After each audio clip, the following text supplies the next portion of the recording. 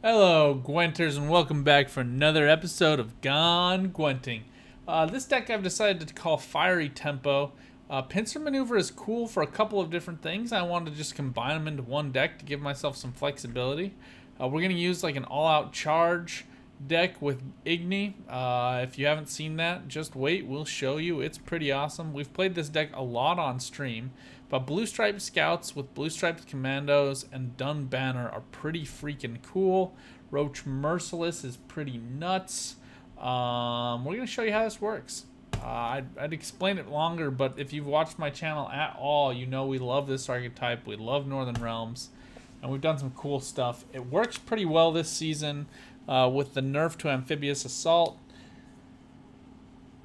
Hashtag stop giving Skellige love and hating on Northern Realms. CDPR, what the heck? Seriously. Blood Eagle is so much better than Amphibious Assault. And before you think to argue with me, think about what cards you can tutor out with Amphibious Assault versus with Blood Eagle. Imagine if Amphibious Assault got you Falibor and it damaged an enemy beforehand so you could set up the perfect kill with Falibor. Just imagine that. Think about that for a second. If you could use Blood Eagle onto Falibor, Northern Realms would be real good. Real good, real quick. That's not the case, though. Alright, off the books I haven't seen at all. Not for a long time. So let's see how this goes. So I really like Roach Merciless with Siege Support. Siege Support feeds some boost to Dun Banner as well, but also really good with Reinforced Ballistae.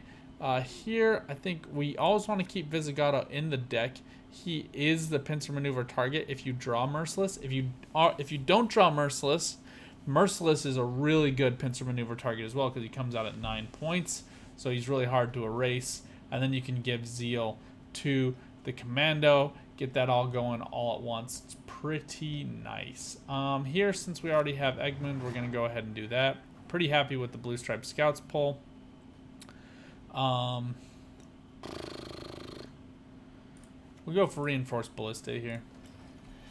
I like Ballista because it makes people think you're playing a siege deck when you are definitely not doing that. So that can be really nice. Mantlet. Alright, well, show me what you got. Alright, Siege Support, I actually like to melee with Reinforced Ballista here. So we can load 2 bullets into that chamber, drop those down.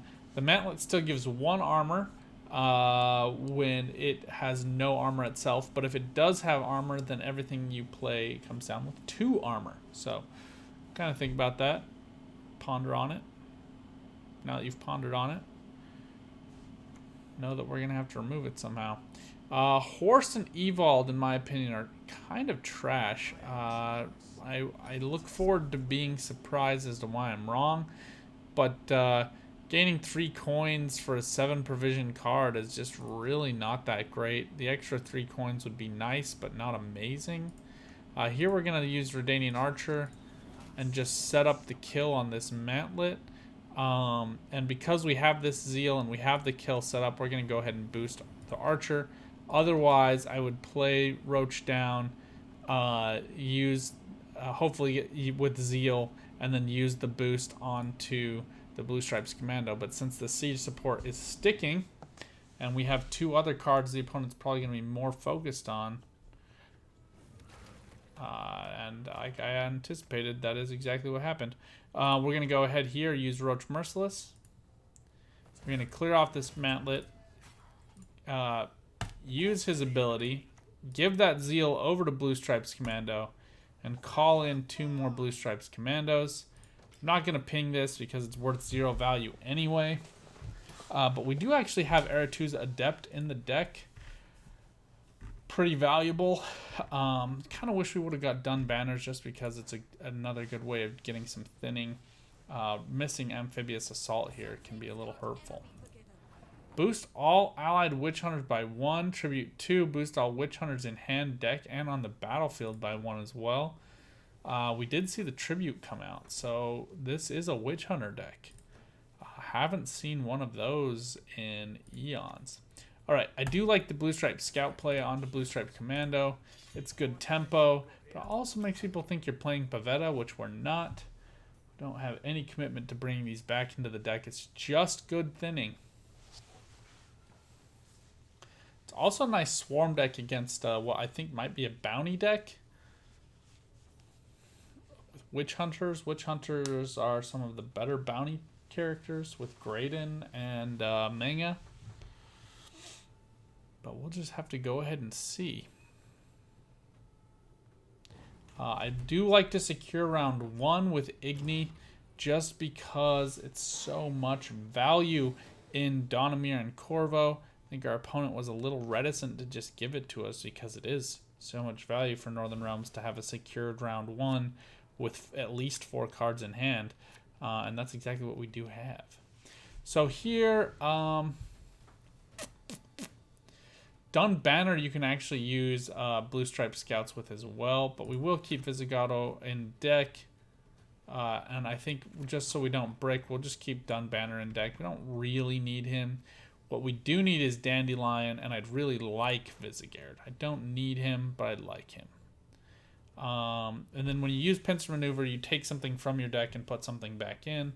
So I don't mind keeping some trash, and I'd like to have some extra draws. Amphibious Assault basically just gives us some consistency onto Dandelion, Donimir, or Visigodo. So you can use it onto Visigodo and then bring out the other one. Caleb Manga coming out here in round 2 is a little strange to me.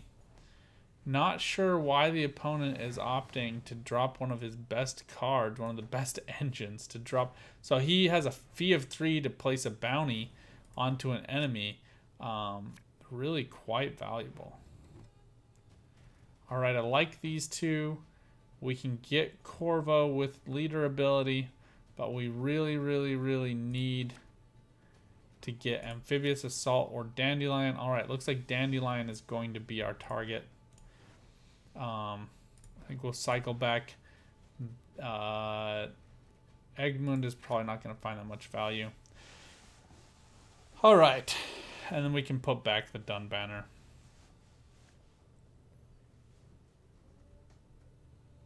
So you could swap out the Dun Banners for Tridem Infantry. I just was having consistency issues, and I find they play really well with the Blue Stripe Scouts. So this deck is a little bit different from kind of the norm. But do what you would prefer. You do have to play a card before you can use Pincer Maneuver. And I don't use it until I'm ready to use it. I know that sounds like a weird thing to say, but it's true. So long as the opponent doesn't play anything that has like Whoreson's Freak Show, I think we'll have the all clear to play down Visigodo. Freak Show would cause some problems. Purify here also causes problems. So, seeing the Purify,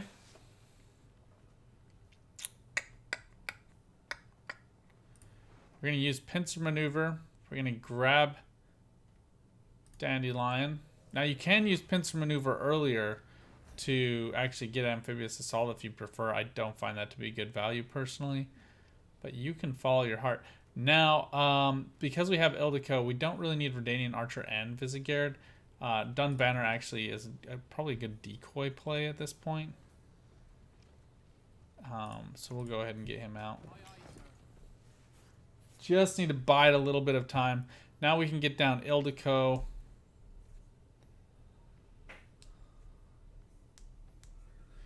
Ildiko, then Corvo, boost him by 5. And we just let this Dire Mutated Hound go as tall as it wants. One thing to keep in mind, we can use Visigodo to give boosts to enemies. I find it really good against Skellige because they have those 2 10-point greatswords. Not a great play, but happy to exchange there. Payday could really wreck our hopes and dreams here. Bloody good fun also. Whoreson's Freak Show with the exchange of these coins here. But yeah, Avald now just coming down just as pure single damage. I don't find to be great value. If you're gonna spend provisions on 7s, there's far better 7s to spend on. Caesar Built-in being a really good example. All right, Tavern Brawl really screwing with our minds. All right. Lots of removal this season. Not lacking for removal, that's for sure.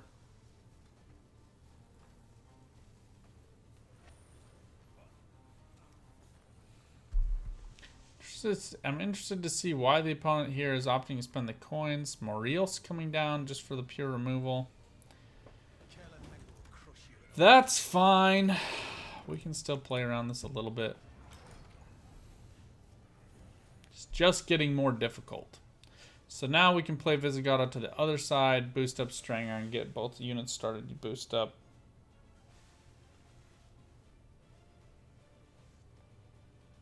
I think Graydon's really the only other card I have a deep worry for at this point.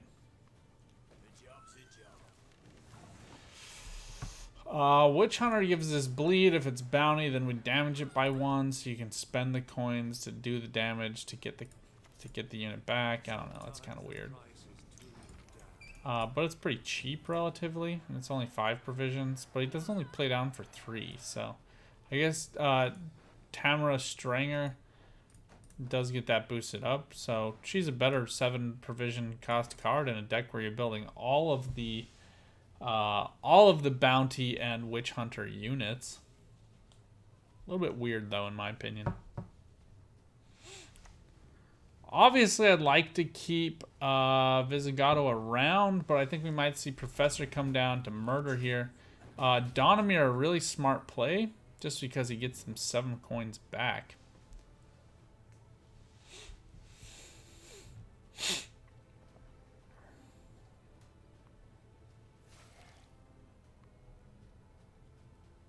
This is fine. He's got to do more than that. Don't really quite understand what the opponent's opting to do here, but everybody gets to make choices. I don't want to lose out on value on Priscilla. So we're going to play her to melee, even though Anna now gets a little bit less value. I'm anticipating Visigodo is going to get killed off here. Not much we can do against that. But I may have to copy this deck for future use. Really interesting way of getting all that removal in. Professor is Salamandra, as is Dire Mutated Hound. So you do get fully value out of those assaults. Menga, I think, was the real poor choice. Menga here would have been generating our opponent so many points. So maybe these executioners are kind of good. We'll have to think about it. Go ahead and get down Visigard and start feeding him charges.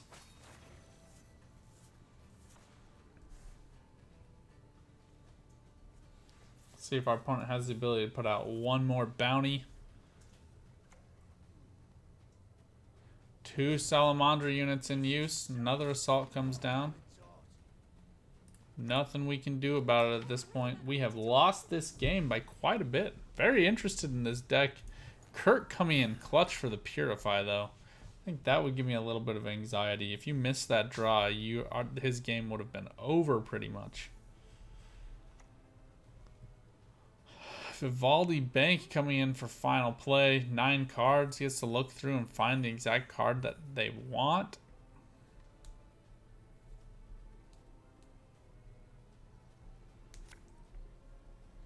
Greater Brothers coming out.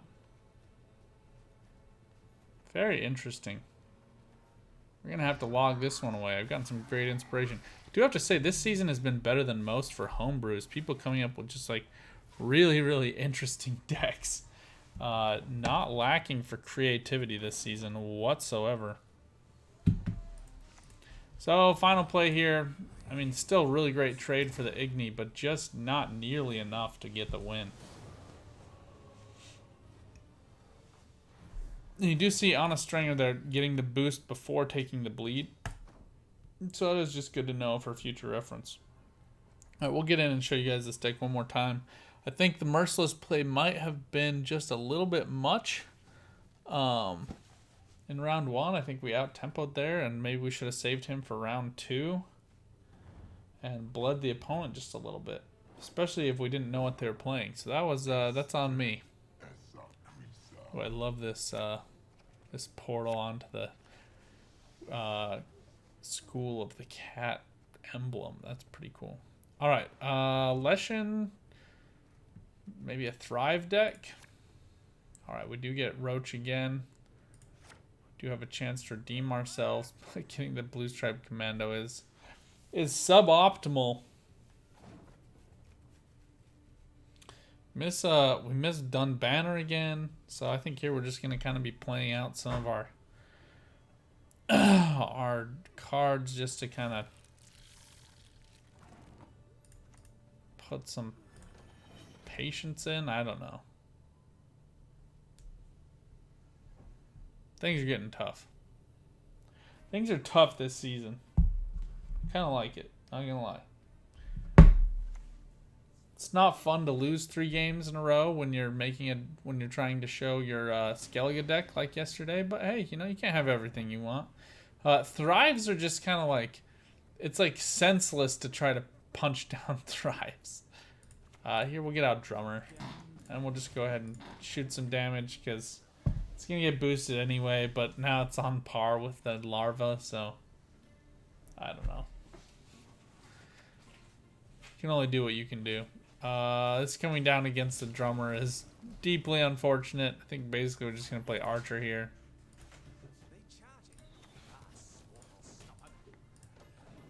We could play Merciless if we wanted to, but again, we have that Commando in hand, so it just would be just be calling out one more Commando.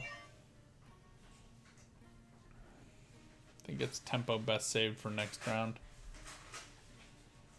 We actually are ahead in points right here, so that's kind of hilarious. But I think we are just going to take the pass. Saber used to play a Northern Realms deck similar to this one that did not carry Drog, but looked a lot like a Drog deck and would intentionally pass first round after only having played 3 cards just to get the opponent to attempt to bleed and then just wreck the opponent. Okay, we'll look for Dun Banner here. This is otherwise pretty great. My only reticence is it's a little too great. But we can use Anna with Egmund, Siege support to range to get a boost in as well. Get Dun Banners out with Amphibious Assault and then boost with Siege support works pretty well. Then get Roach out. So I think this looks pretty nice. Hopefully Roach will be enough to shut the opponent up and get them out of the round pretty quickly. But seeing Dregalarva come down, I no longer have that confidence.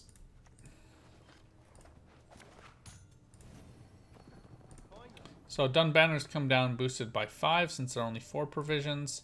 Obviously an 8-point card is very difficult to remove unless the opponent wants to spend Heat Wave to remove a 4 provision cost card. That's going to stick.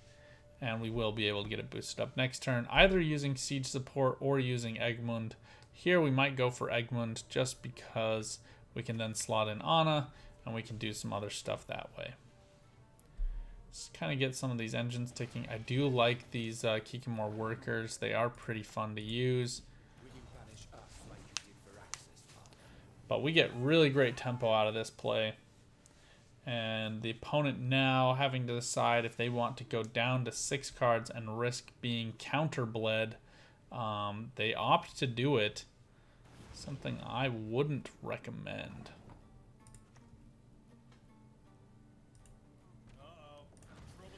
Here I made a slight mistake. We probably wanted to play Anna out. But we can get her out next round. We still stay ahead in points. And we have this siege support developed.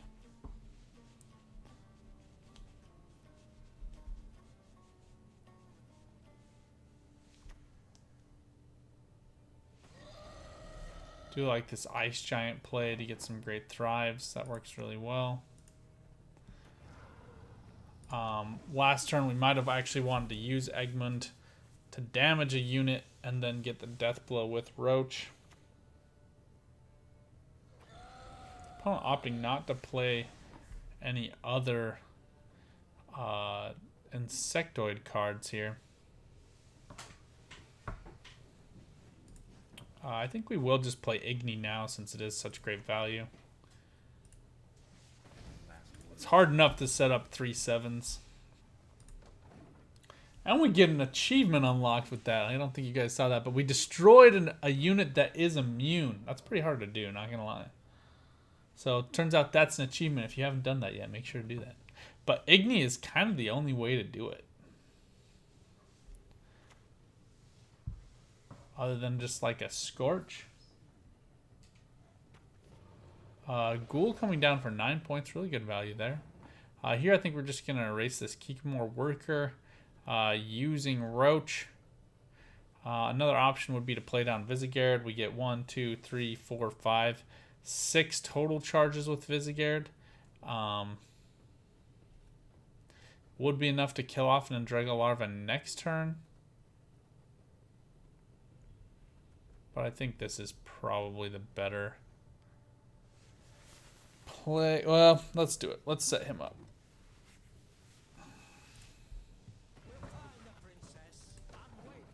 We'll get him boosted to 6. There's a greater than 0% chance he gets removed this way, but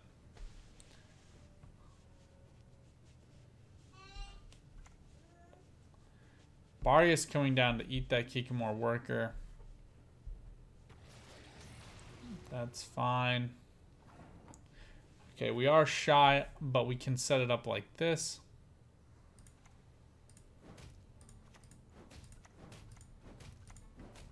This is perfect. I think we have effectively and superiorly counterbled our opponent. The only question I have for myself now is, did we overplay? I don't think so. I think we've just played really smart. I think that 23 point Igni play was pretty massive. Lesh and Woodland Spirit coming down to put pressure and tempo on. Okay, count this out. Ozril is now going to be worth 13 points.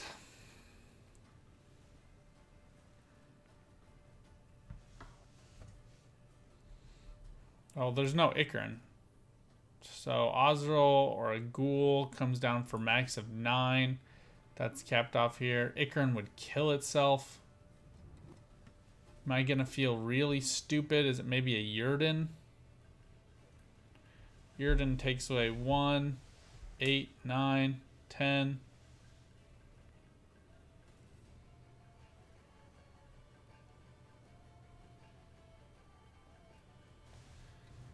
Oh.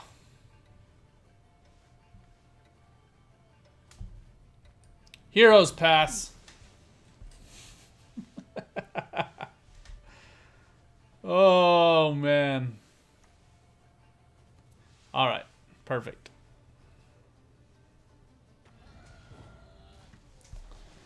Really poor play from the opponent. Do your math. That's why we did ours. I mean, we basically are going to steamroll our opponent this round, right? Okay, Corvo goes back in deck. I'll take everybody else for free. I mean, you can otherwise look in and say, oh, who else would I want here? But we're probably going to get out Ildiko with our leader, with Amphibious Assault.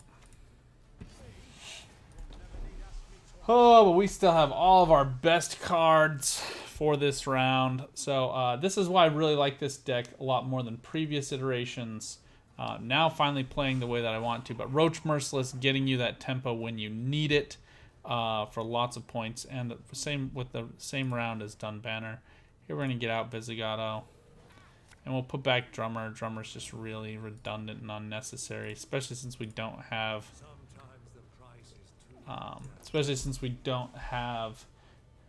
Dun Banner or on a Stringer. We just really don't need him. But also... just really redundant with Visigato. Alright, this Wild Hunt Bruiser is a little bit annoying onto this Donomir, but it's not the end of the world by any means.